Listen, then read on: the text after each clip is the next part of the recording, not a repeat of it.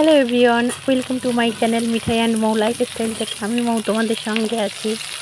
এই যে আজকে তোমাদের সাথে নতুন কিছু শেয়ার করতে চলেছি। দেখো, আমি এটাকে তোমরা কে কে চেনো বলো, কমেন্টসে অবশ্যই জানাবে এটা কি। এটা তোমাদের কোটা থেকে ভাজি বা সব কিছু তোমাদের দেখাবো।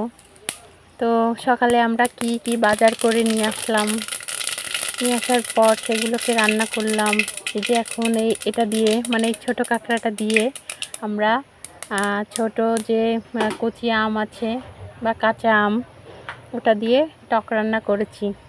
দেখো, তোমাদের প্রসেসটা সুন্দর করে দেখিয়ে দিচ্ছি, তোমরা এইভাবে রান্না করে খেতে পারো। তো সংসার মানেই সকাল থেকে রাত পর্যন্ত কাজকর্ম, গোছানো, পরিপাটি করে রাখা, রান্নাবান্না করা, সব কিছুই।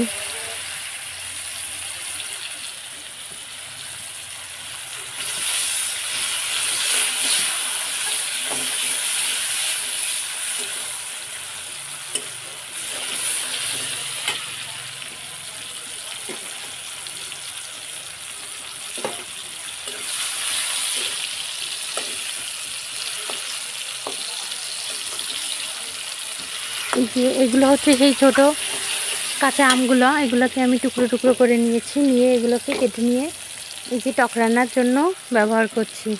দিয়ে দিলাম হলুদ গুঁড়ো, তথাকথিত যেভাবে সবাই রান্না করে থাকে, তো সেইভাবেই রান্নাটা করা হচ্ছে। দিয়ে এটাকে নাড়াচাড়া করে নিচ্ছি আমরা সুন্দরভাবে। আর এই ছোটো কাঁকড়া দিয়ে যে আম দিয়ে টকটা হয়, এটা যে খেতে কতটা লোভনীয়, যারা এটাকে রান্না করে খায় বা খেয়েছে তারাই বুঝতে পারে আসলে এর স্বাদটা কত সুন্দর হয়। আর অনেক দিন পর এই রান্নাটা করলাম আমি। ফ্রিজে ছিল কিছু ছোটো কাঁকড়া আনা, যেগুলো আমি এই যে তোমাদের কোটা বাছা সবগুলোই দেখানো মানে চেষ্টা করেছি। ভিডিওটা সম্পূর্ণ দেখতে হবে, দেখলে তোমরা অবশ্যই কোনো নতুন একটা এক্সপিরিয়েন্স পাবে। যারা এটাকে বাছতে পারো না বা কুটতে পারো না, তারা এটা বুঝতে পারবে। তো আমার এই যে টকে দিয়ে দিয়েছি জল, দিয়ে এবার এটাকে হালকা জ্বালিয়ে নিব। জ্বালানোর পরে এই কাঁকড়াগুলোকে দিয়ে দিব। দিয়ে দেওয়ার পরে কিছুক্ষণ জাল দেওয়ার পরে লবণটা টেস্ট করে আমি এটাকে নামিয়ে নিব। ব্যাস, আমার টকটা রেডি হয়ে যাবে এবং নিয়ে যেতে হবে খাওয়ার জন্য। এরকমই রান্না করা হয়, খুবই সিম্পল, যে কেউ রান্না করতে পারো, এটা কোনো সমস্যাই না। এরপরে তোমাদের সাথে আমি শেয়ার করব সকালে ওর বাবা কি কি বাজার করে নিয়ে আসলো, সেগুলোকে দেখাবো।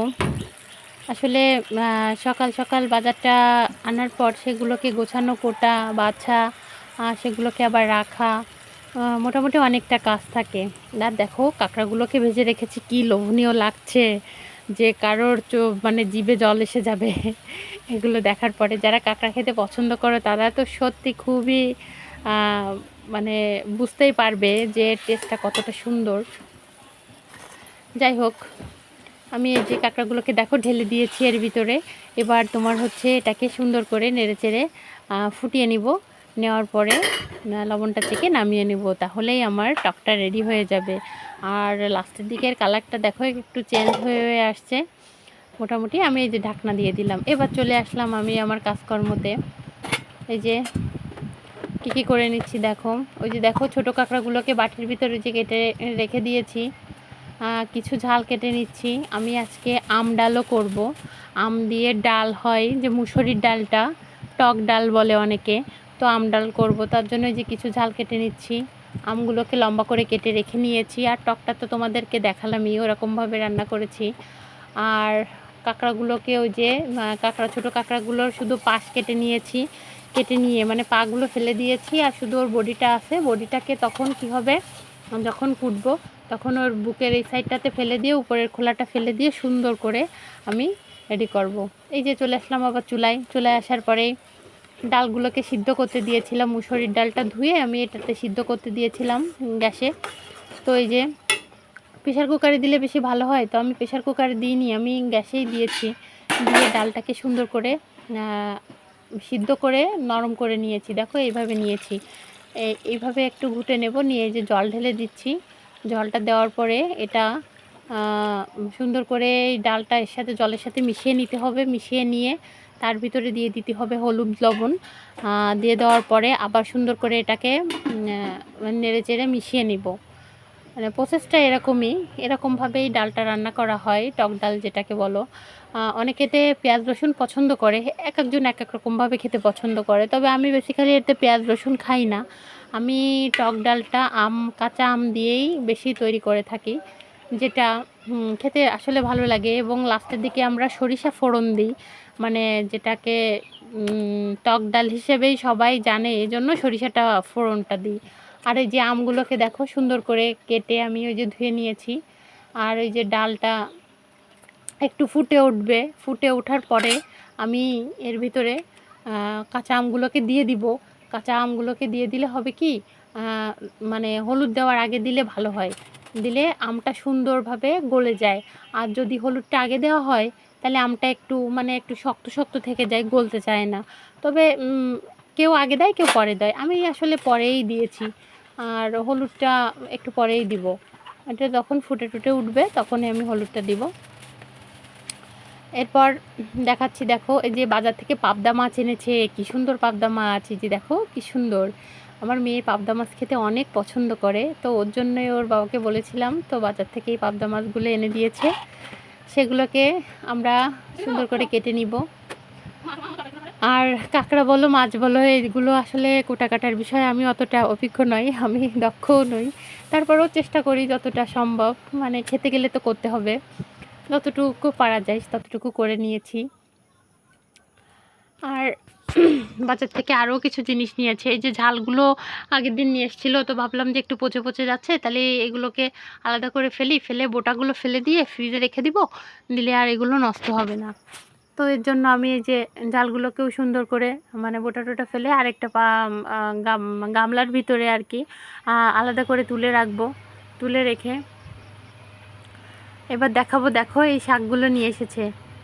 এগুলো কি বলে তোমাদের ওখানে? আমাদের এখানে আসলে বড় ডাঁটা বলে, ডাঁটা শাক, মানে সাদা শাকের যে বড় হয়ে গেলে সেটা ডাঁটা শাক বলে। তো আমি এই ডাঁটা শাক দিয়ে পাবদা মাছটা রান্না করব, আসলে খুব মজা। আর এই যে দেখো আমার ডাল রান্না হয়ে গিয়েছে, আমি ওই ডালটা ফুটানোর পরে হলুদ লবণ দিয়ে আর একটুখানি ফুটানোর পরে নামিয়ে নিয়েছিলাম। নেওয়ার পরে এবার কড়াইয়ে আবার তেল দিয়ে সেটার ভিতরে কিছু শস্য ফোড়ন দিয়েছি, শস্য ফোড়ন দিয়ে ডালটা ওর ভিতর দিয়ে দিলাম, আর কিছু ঝালও দিয়েছিলাম।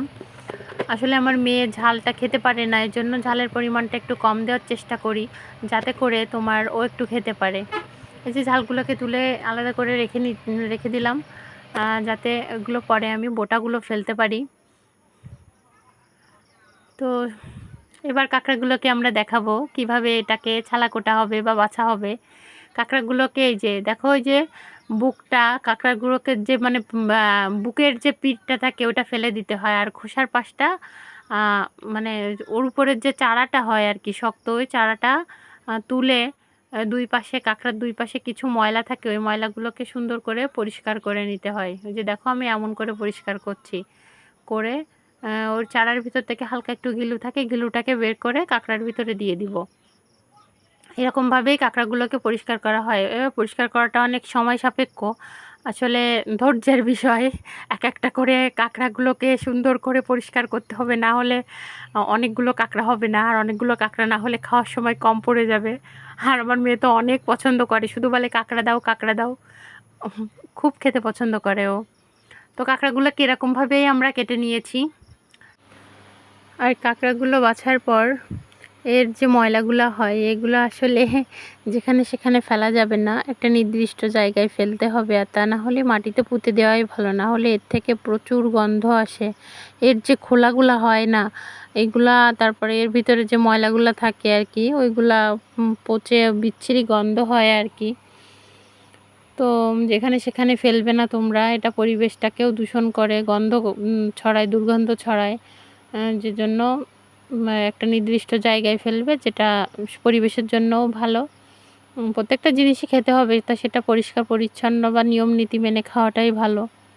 আর যারা ছোটো কাঁকড়া খাও তারা তো জানো এর স্বাদটা যে কী সুন্দর, অনেক ভালো লাগে। আর যারা খাওনি তারা অবশ্যই খেয়ে ট্রাই করে দেখবে যে কেমন লাগে এটা। তো দেখো আমি এই যে একটা একটা করে কাঁকড়াগুলোকে বেছে নিয়েছি। আর কাঁকড়াগুলো বাছতে গেলে আসলে যে এই যে প্রথম যে বৃদ্ধা আঙ্গুলটা হয়, এই আঙ্গুলটা আসলে অনেক মানে ক্ষতবিক্ষত হয়ে যায়। মানে ওটাকে যখন ওই শক্ত খোলায় চাপ দেওয়া হয় তখন এমনি চিড়ে যেতে পারে, আঙ্গুলটা ছেলে যেতে পারে, মানে খেতে গেলেও প্রবলেম আছে। আসলে এত সহজে খাওয়া যাবে না। কোটা থেকে বাছা থেকে ওর কামড় থেকে জ্যান্ত কাঁকড়া কাটতে গেলে আবার কামড়ে ধরে, যেটা খুব কষ্টদায়ক, বেদনাদায়ক আর কি। যাই হোক, অনেক কথা বলে ফেললাম, মজা করলাম। তো এইভাবেই আমি কাঁকড়াগুলোকে পরিষ্কার করে নিয়েছি। তোমরাও যারা না পারো তারা এইভাবে পরিষ্কার করে নেবে, নিয়ে তোমরা রান্নাটা করতে পারো। এটা অনেক সময় লেগেছে, তোমরা বুঝতেই পারছো যে আমি স্পিডটা বাড়িয়ে দিয়েছি। স্বাভাবিকভাবে যখন আমি ভিডিওটা করেছি তো প্রায় আমার 20 থেকে 25 মিনিট সময় লেগেছে কাঁকড়াগুলো বাছতে, যেটা ভিডিওতে দিলে তোমরা তো এত বড় ভিডিও দেখতে পছন্দ করবে না, তার জন্য স্পিডটা বাড়িয়ে দিয়েছি। স্পিড বাড়িয়ে দেওয়ার জন্য এটা দ্রুত দেখাচ্ছে। যাই হোক, এর ভিতর থেকে যারা জানো তারা তো সুন্দরভাবে বেছে নিতেই পারবে, আর যারা না জানো তাদের তো প্রসেসটা বলেই দিলাম, ওরকমভাবেই খোলাটা ফেলে দিয়ে পরিষ্কার করতে হয়। তো আমার বাটিতে আর মনে হয় 3টা 4টা কাঁকড়া থাকতে পারে, মোটামুটি সব বাছা হয়ে গিয়েছে। যাই হোক, প্রথমেই তো তোমাদের রান্নাটা দেখিয়েছিলাম কেমন হয়েছে। এবার বলি, আমার ভিডিও যদি তোমাদের ভালো লেগে থাকে অবশ্যই একটা লাইক, কমেন্টস এবং শেয়ার করো। আর আমার চ্যানেলটাকে একটা সাবস্ক্রাইব করে দিও, যাতে পরবর্তীতে আমি কোনো ভিডিও দিলে তোমরা দেখতে পারো, এবং বেল আইকনটা অবশ্যই প্রেস করবে যাতে তোমরা নোটিফিকেশানটা পাও। এই যে দেখো, আমার কাঁকড়া কোটা অলমোস্ট ডান। এই যে খোসাগুলো এরকম, ওই যে বুকটা ফেলেছি, উপরের যে শক্ত খোলাটা হয় সেটা ফেলেছি। নিয়ে এবার জায়গাটা পরিষ্কার করে দিচ্ছি, বটি টটি সুন্দর করে ধুয়ে নিব, নাই গন্ধ হবে। তো ধন্যবাদ সবাইকে আমার সাথে থাকার জন্য।